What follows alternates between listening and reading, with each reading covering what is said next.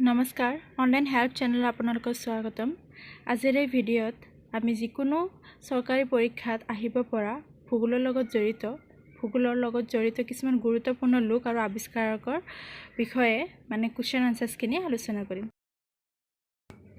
ইয়াৰ first কোৱেশ্চনটো হৈছে who is known as the father of geography ভূগোলৰ পিতৃ বুলি কাক জনা যায় ইয়াৰ আনসাৰ হৈছে হেকাটেয়াছক ভূগোলৰ পিতৃ বুলি জনা যায় Hecataeus is known as the father of geography. His famous book is Gas Periods, meaning thereby the description of the earth. তেওঁৰ famous bookটোৰ নাম হৈছে Gas Periods, য'ত তেওঁ আৰ্থৰ পৃথিৱীৰ description সাৰাংশ আলোচনা কৰিছে Next questionটো হৈছে Who wrote the geographical treatise Geographica? Geographica নামৰ ভূগোলীয় গ্ৰন্থখন কোনে লিখিছিল ইয়াৰ আনসাৰ হৈছে Eratosthenes. Eratosthenes was the first who tried to calculate the length of the equator and to circumference of the earth.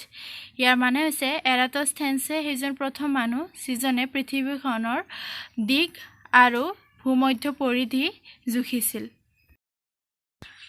Third questionটো হৈছে Who first wrote about the shape of the earth? কোনে প্ৰথমে পৃথিৱীৰ আকৃতি সম্পৰ্কে লিখিছিল ইয়াৰ answer হৈছে Aristotle. Aristotle was the first thinker who wrote about the shape of the earth as being spherical on the basis of sound reasoning. Sound reasoning অৰ্থাৎ ধ্বনি তৰ্কৰ আধাৰত পৃথিৱী গোলাকাৰ বুলি এৰিষ্টটলে আখ্যা দিছিল Next প্ৰশ্নটো হৈছে Who was the first to draw maps? কোনে প্ৰথমে মেপ আঁকিছিল ইয়াৰ আনসাৰ হৈছে Anaximander. He is regarded as the first cartographer.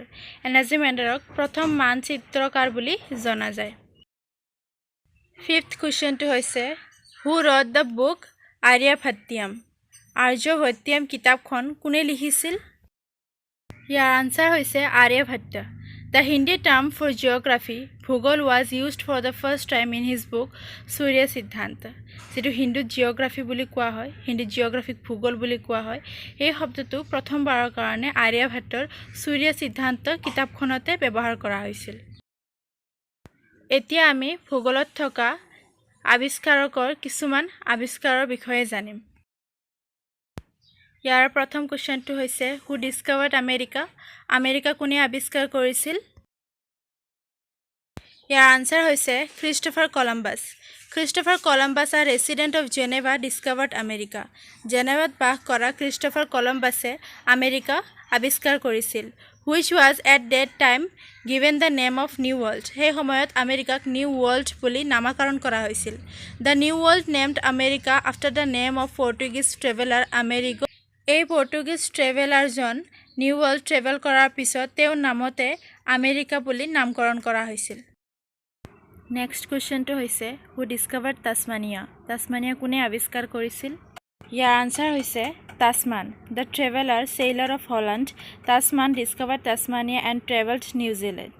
Tasman এজন ট্ৰেভেলাৰ আৰু sailor আছিল ক'ৰ পৰা হল্যাণ্ডৰ পৰা তেওঁ পিছত নিউজিলেণ্ডো ট্ৰেভেল কৰিছিল তাৰ পিছৰ কোৱেশ্চনটো হৈছে Who discovered the solar system?